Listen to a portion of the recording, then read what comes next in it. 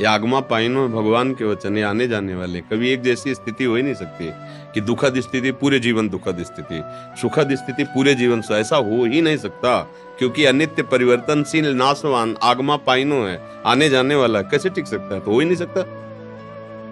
कैसे हो सकता है?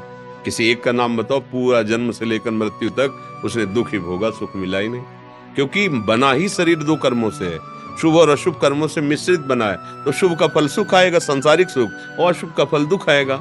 शुभ और अशुभ दोनों से परे हो जाना, ये भजन मार्ग है, ये अध्यात्म मार्ग है, जो दोनों को मिटाकर एक रस परमानंदमय स्थिति रखता है।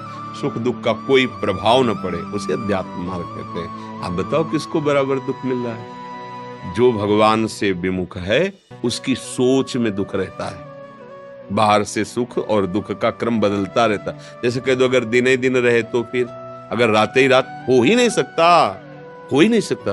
प्रकृति का नियम है, ये पद्धति है, परिवर्तन एक जैसे नहीं रह सकते। तुम रहे क्या एक जैसे? कभी बच्चे थे, फिर नौ किशोर हुए, फिर जवान हुए, बूढ़े हो गए, मर जाओगे। हम सबकी एक गति हो रही।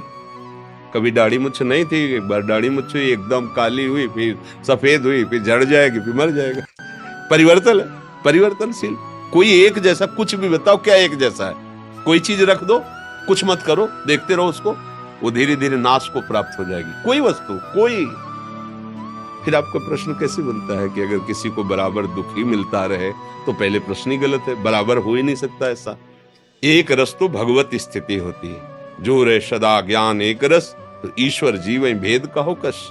जो तो भगवान का स्वरूप हो गया, जो एक रस है, वो परमानंद आनंद में। बाहर से दुख सुख आते जाते रहते हैं, वो परमानंद में रहता है।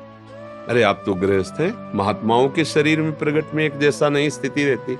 कभी भयानक रोग स्थिति, कभी बड़ी आनंदमय स्थिति, कभी अपमान मिलता है, कभी सम्मान मिलता है। ये परिस्थिति परिवर्तन, जो परिस्थितियों से स्थिति में पहुंचता है, वो एक रस रहता है। स्थिति एक रस रहती है, परिस्थिति बदलती रहती है। आप समझ पा रहे?